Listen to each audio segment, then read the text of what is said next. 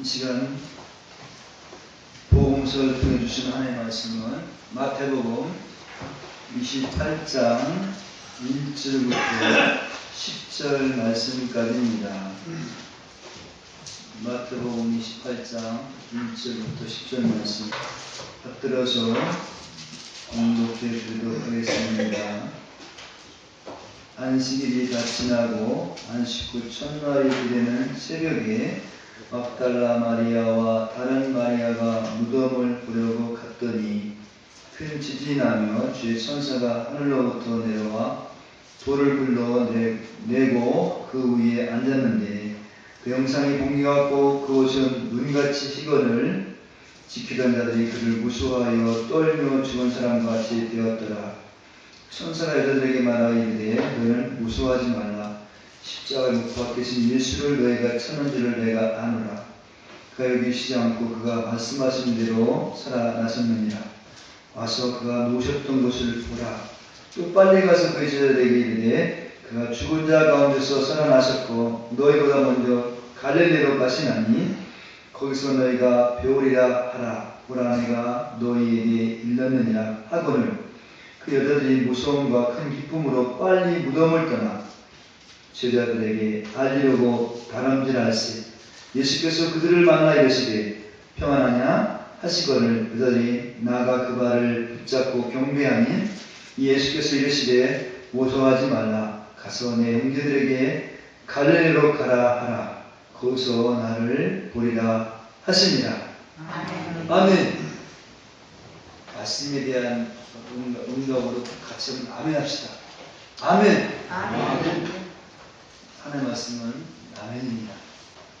할렐루야. 부활의 아침에 부활의 주님을 찬양합니다. 부활의 주님을 승적합니다. 부활의 주님을 또 경배합니다. 먼저 주님은 죄로부터 파생된 저주를 깨뜨리시려고 다시 사셔서 죄로부터 승리하신 주님이기에 찬양하는 것입니다. 그리고 주님은 사망과 영원로 끌고 가는 사탄의 세력을 깨뜨리시려고 다시 사셔서 영생의 주님으로 등극하셨기에 주님께 순축을 드리는 겁니다. 뿐만 아니라 주님과 부활은 악에 대한 선의 승리이기에 우리가 주님께 경배하게 된 것입니다. 2000년이 지난 지금도 죄악의 권세는 깨어지고 있습니다. 죄로부터 파생된 저주의 권세는 지금도 깨어지고 있습니다.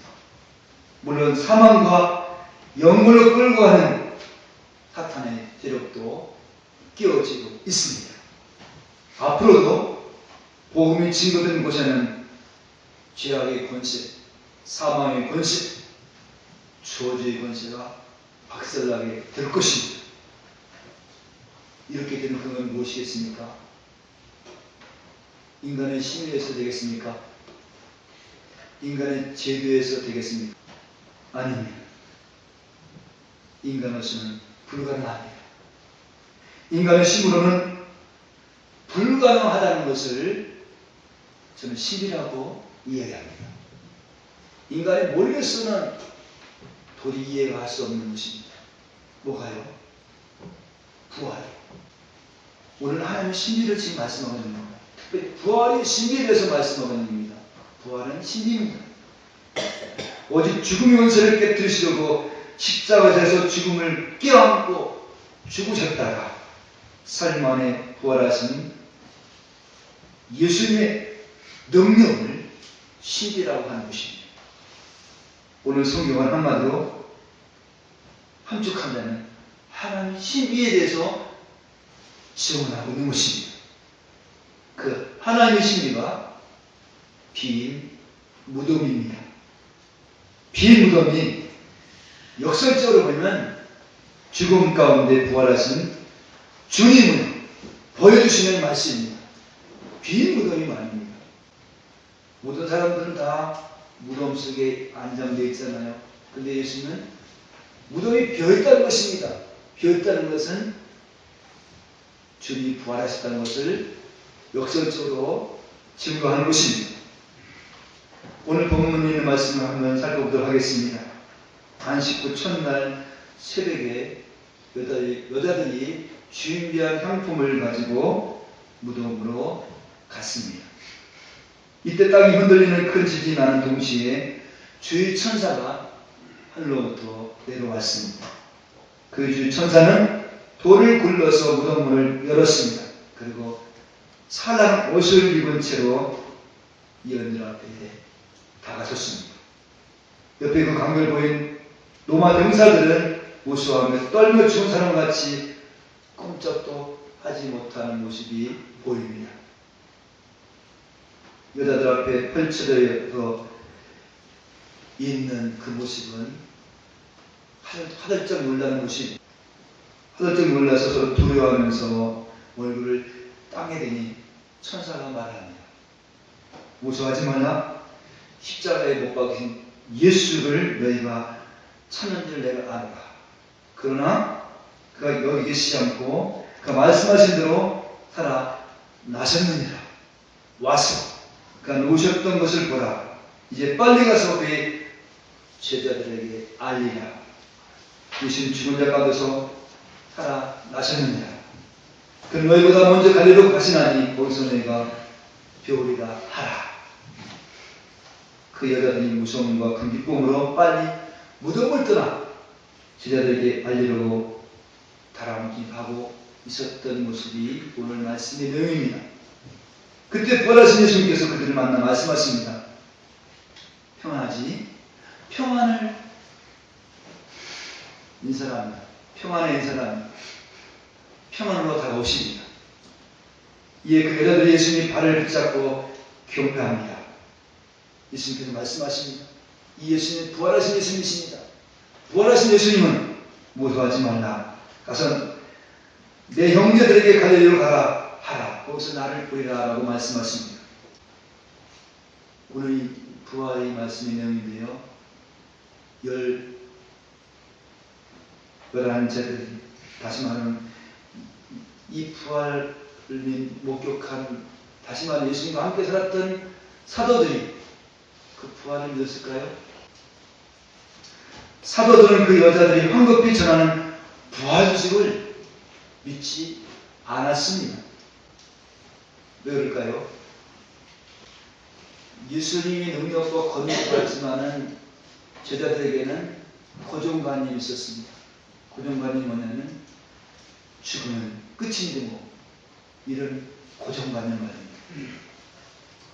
아무튼 예수님이 죽음에서 부활하신 것이 쉽게 믿어질 수 있을까요? 사실 예수님을 주인으로 믿는 것도 쉽지 않습니다. 예수님을 주인으로 믿는 건 나는 종이라는 얘기입니다. 그것도 쉽지 않고요. 또한 예수님이 죽음에서 부활하신 것도 결코 쉽지 않습니다.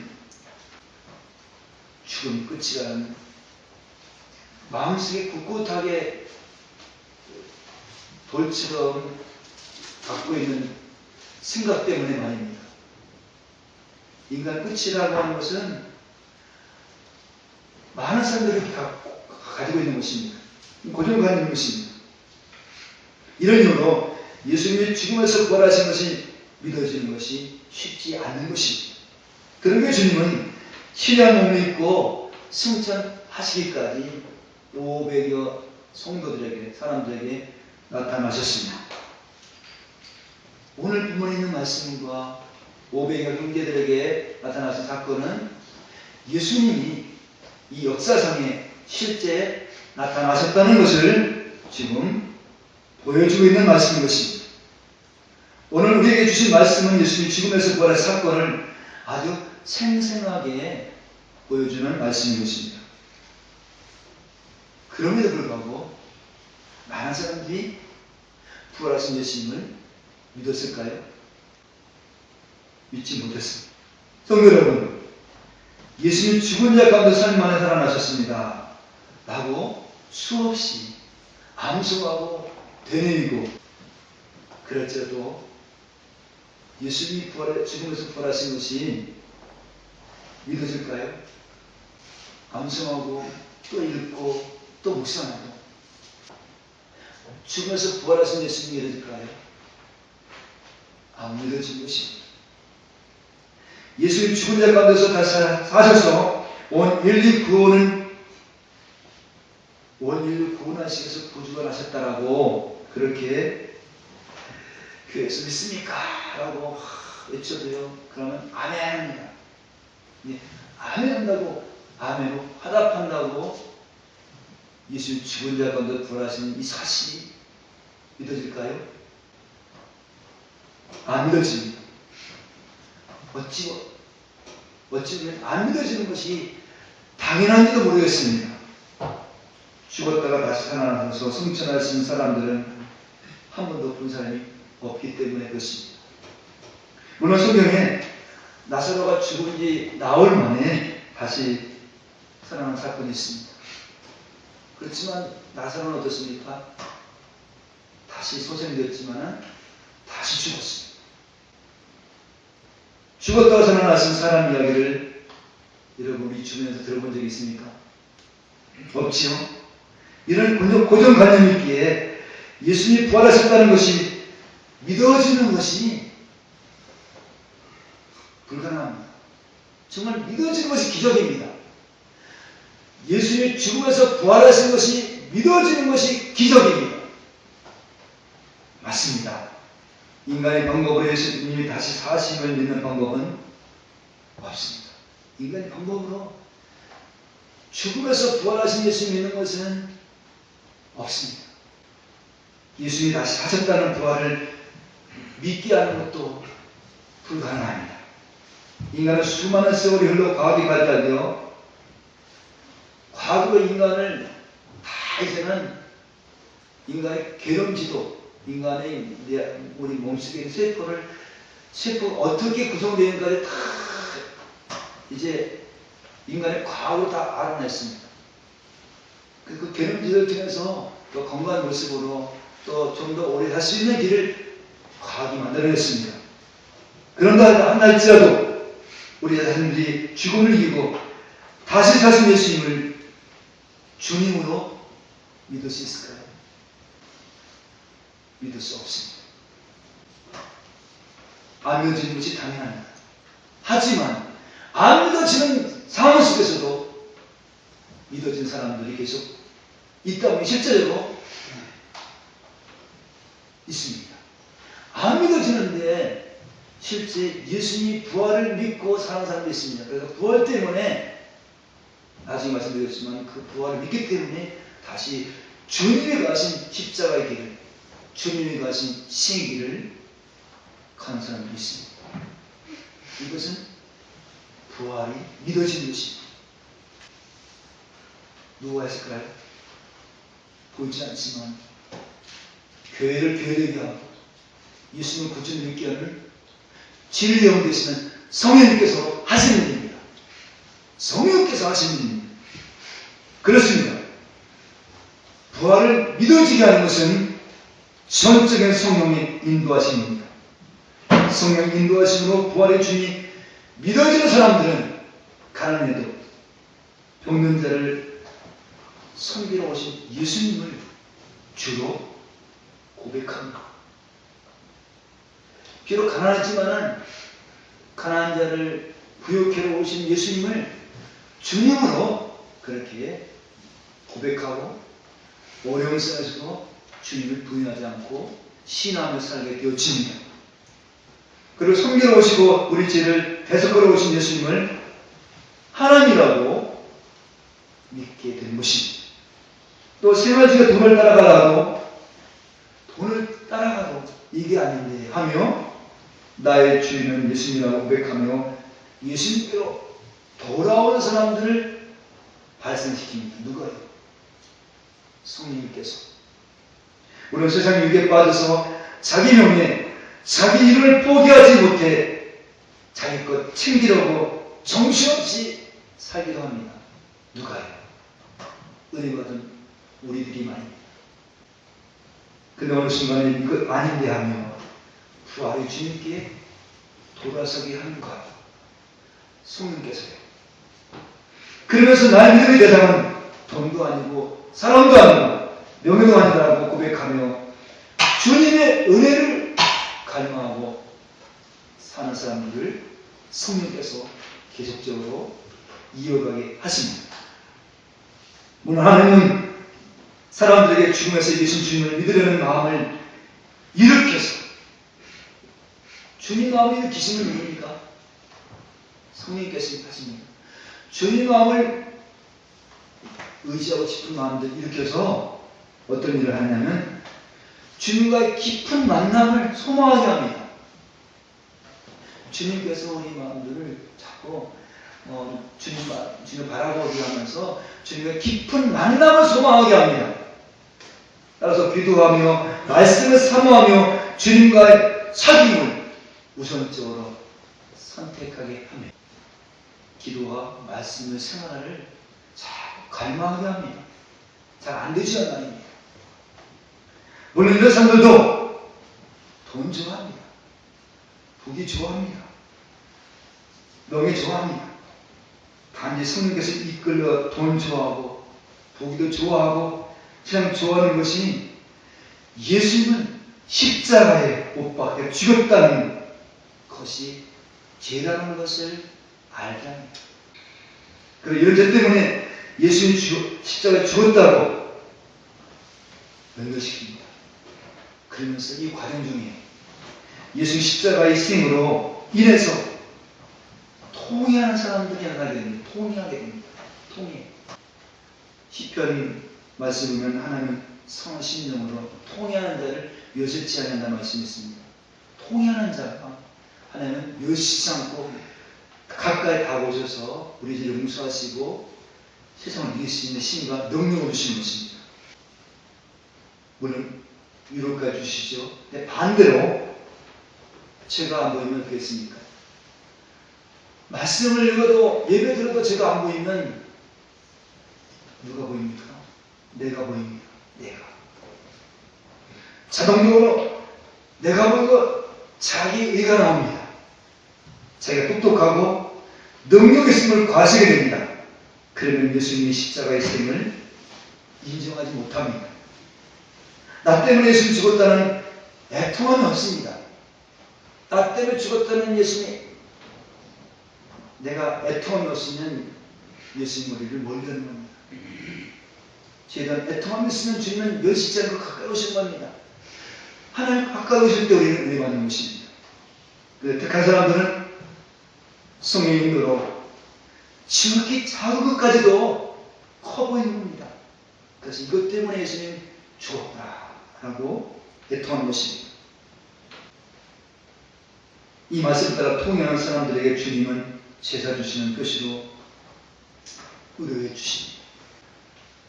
한 주간 동안 우리 대한민국에 큰 엄청난 사건이 났잖아요. 엄청난 이런 사건도 하나님의 뜻이 있을 것입니다. 너무 안타깝고 아프지만은 그러나 그 속에서 어떤 사람에게 부활의 주님이 찾아올까요? 여러 사람들이 있을 겁니다. 그 자식과 가족을 잃은 아픔에서 통해하고 너무 가슴 아파서 살려달라고 애원할 겁니다. 살려달라고 애원하고 애원하는데 결과는 죽어 나오는 겁니다. 그때 만약에 예수 믿는 사람이면 어찌하여 보이시나이까? 어찌하여 보시나이까? 그런 말 나오지 않겠습니까? 어찌하여 보이시나이까? 어찌하여 보이시나이까? 왜 내 길을 안 들으십니까? 마치 또 예수님이 십자가에서 그렇게 아버지께 기도한 것처럼 말이에요. 물론 어떤 사람들은 지금 그 주님 말씀은 십자가의 7월의 말씀을 생각 못할 겁니다. 왜냐하면 지금 아들, 딸이 지금 살아있는지 죽는지 모르기 때문에.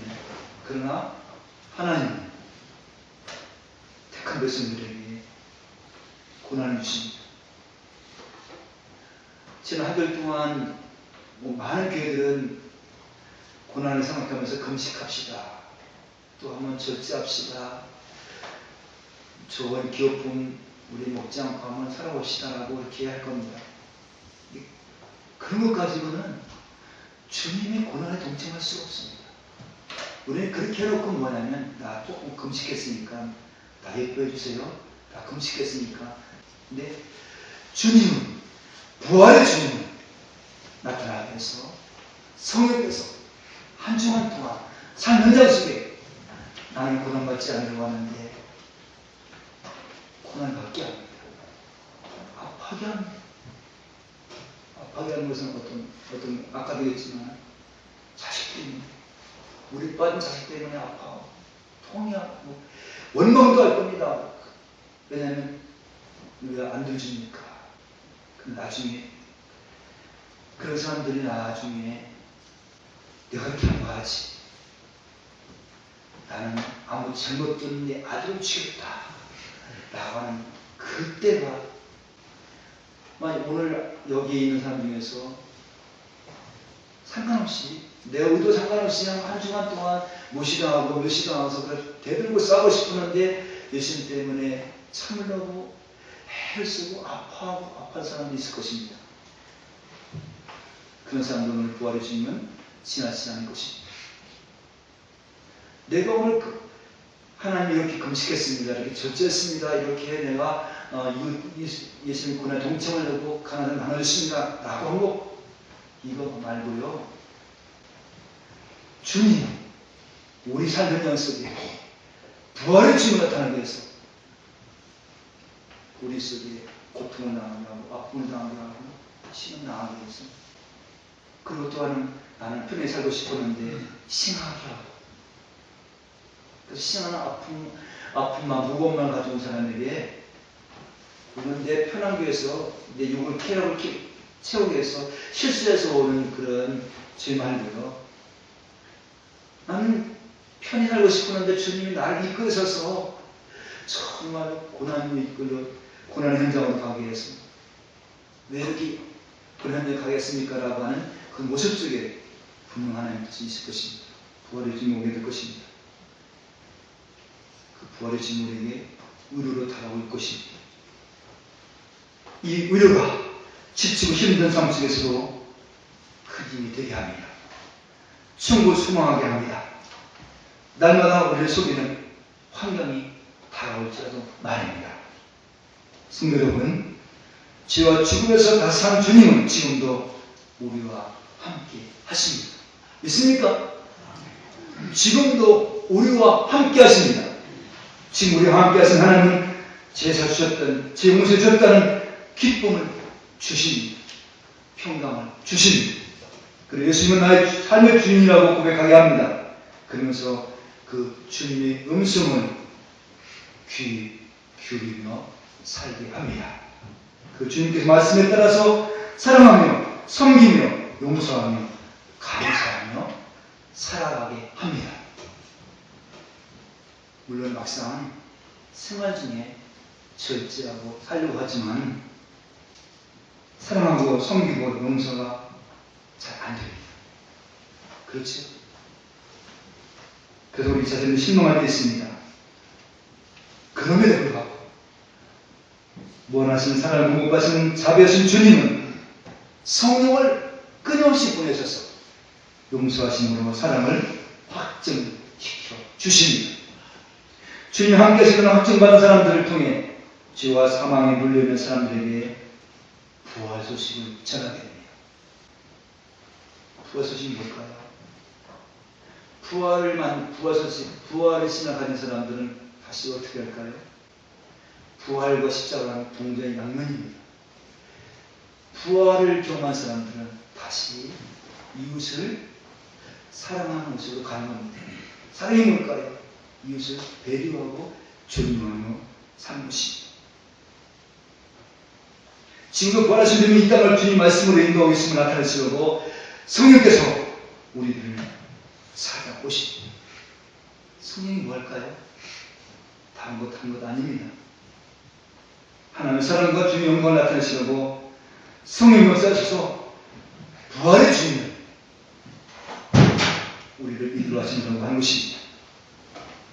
주님의 인도를 받는 사람들은 다시 십자가를 통해서 부활을 믿는 사람들 십자가를 통해서 다시 어디로 갑니까? 낮은 자리에 가는 겁니다. 침묵의 자리에 가는 겁니다.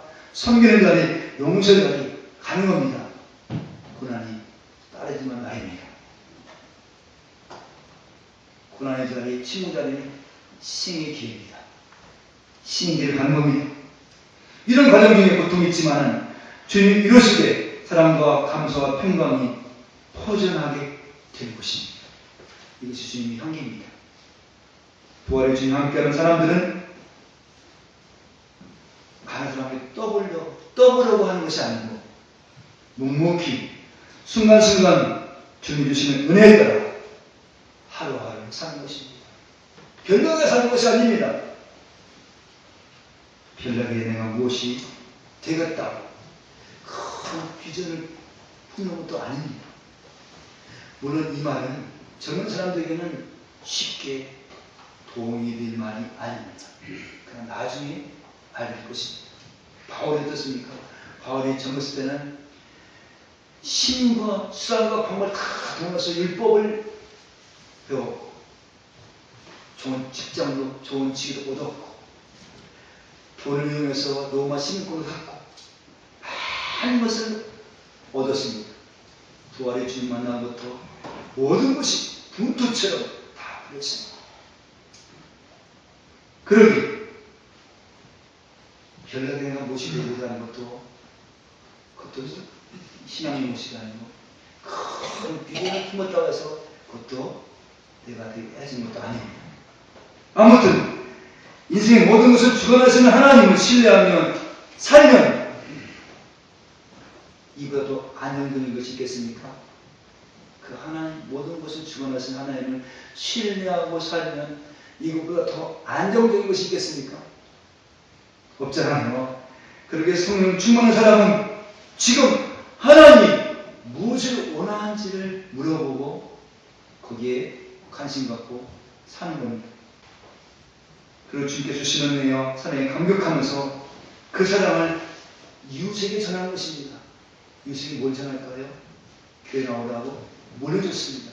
그러나 정말 전도는 이웃을 배려하는 것입니다. 이웃을 존중하는 것입니다. 우리는 그 일을 위해서 이웃을 사랑하기 위해서 일터를 주신 것입니다. 일터 속에서 만난 사람들에게 배려하고 존중하는 마음대로 살면 그것이 전도입니다. 한마디로 정령이었습니다. 부활의 신앙이 있는 사람은 내가 하고 있는 죄가 보이게 되고 부활의 신앙이 있는 사람은 다시 편한 길로 가는 것이 아니라 주님이 가신 십자가의 길을 가는 것입니다.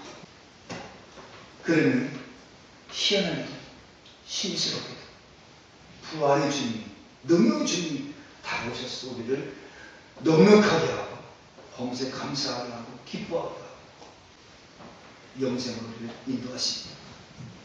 이것을 믿는 사람들이 복받는 신앙인들입니다. 믿습니까? 기도하시겠습니다.